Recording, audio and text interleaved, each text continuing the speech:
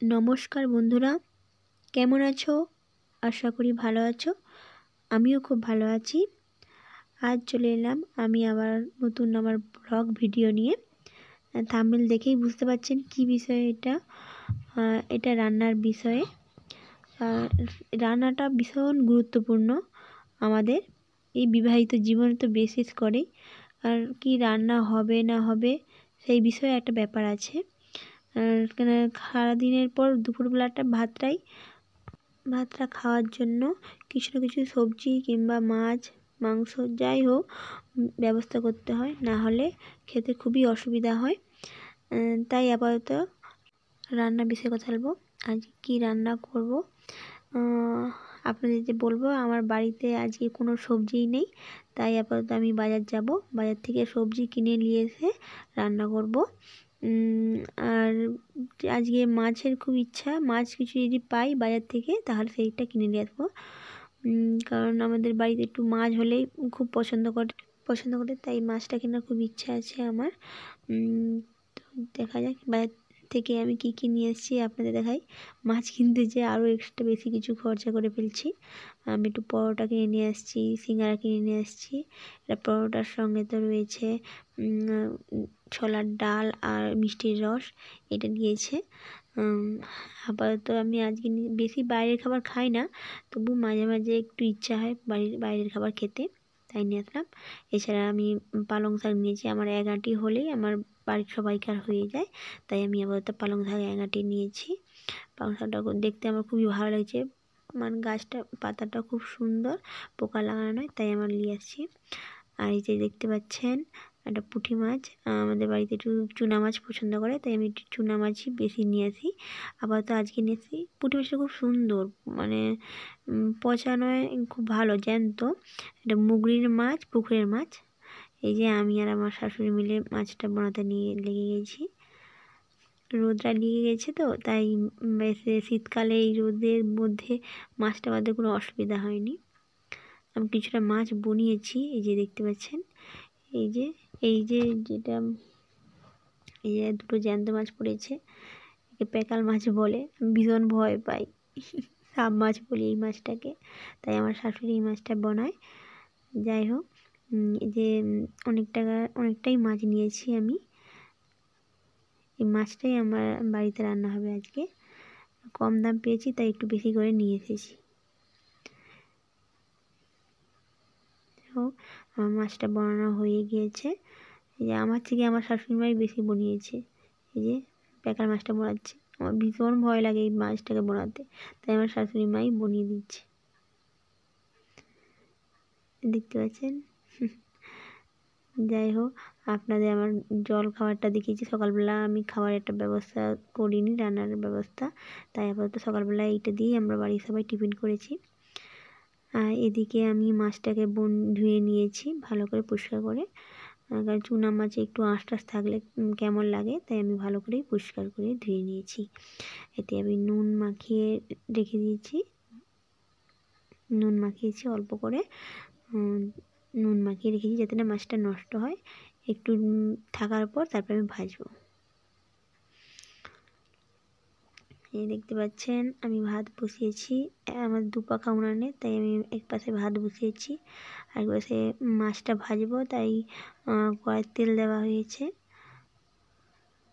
দেখতে পাচ্ছেন, তেতে গেলে এই চুনো মাছটা দিতে হয়, নাহলে মাছটা লেগে যায়। আমি রান্না করবো বলছিলাম, আমার শাশুড়ি মা বলে না আমি রান্না করে দিই। চুনা মাছটা সে খুব ভালোই রান্না করে, সে বাড়িতে সেই বেশি রান্না করে, আমি সাইডেই থাকি, দেখি, সাহায্য করি, তাই আমার শাশুড়ি মা এইসব রান্নাগুলো করে।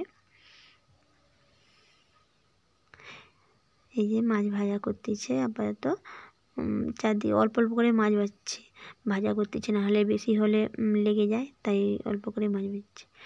আপনাদের দেখালাম এই যে পালং শাকটা নিয়ে এসে কুটা হয়ে গিয়েছে, ডাল আর শুকনো লঙ্কা রেখেছি, আর এটা মশলা বাটা করেছি, মশলা বাটা সরষা, জিরে, আদা বাটা, পেঁয়াজ বাটা সব দিয়েছি।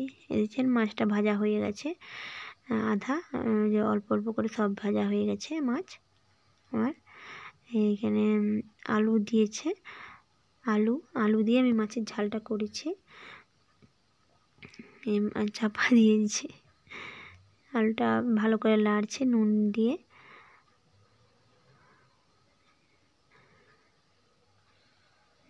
ভালো করে নেড়ে তারপরে একটু অল্প পরিমাণে হলদি দিয়েছে। আমার শাশুড়িমা এমনি ডিবা থেকেই হলদি দিয়ে দিয়েছে, আছে চামচ কিন্তু এখন এমনি দিয়েছি। যাই হোক, একটু মশলাটাও দিয়ে দিচ্ছে।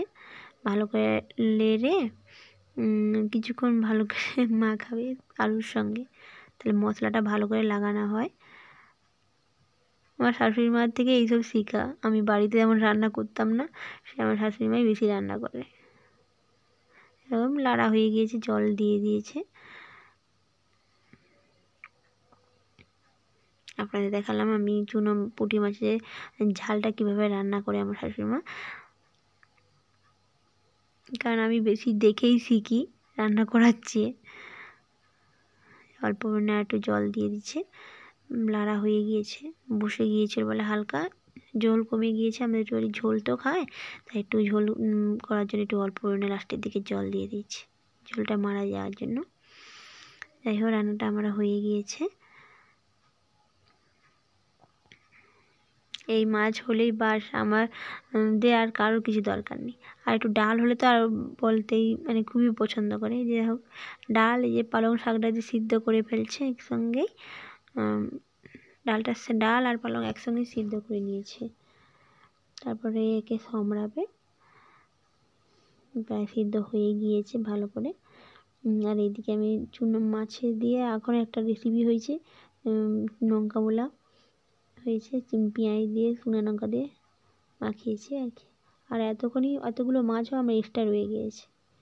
যাই হোক, এ পাশে শুকনো লঙ্কা দিয়ে দিয়েছে কড়াতে, তেলটা গরম করে সমরানোর জন্য।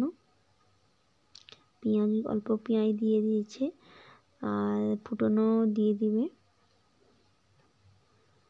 ফোড়ন দিয়ে দিয়েছে, দেখতে পাচ্ছেন সবজি দিয়েছে, ডালটা বাস হয়ে গেল ডাল পালং। খুব সহজেই রান্নাটা হয়ে যায়, আমিও রান্না করি মাঝে মাঝে।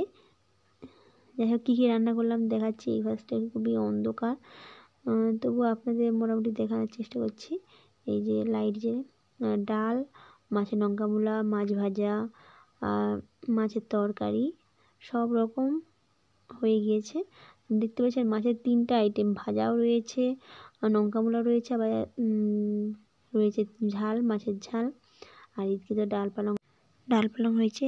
এটাই হলেই আমাদের দুপুরবেলা ভালোভাবে খাওয়া হয়ে যাবে। যাই হোক, যারা এতক্ষণ ভিডিওটা দেখেছেন তাদেরকে অসংখ্য অসংখ্য ধন্যবাদ এতক্ষণ ভিডিওটা দেখার জন্য। আজ আসি, আবার দেখা হবে পরের ভিডিওতে। ধন্যবাদ।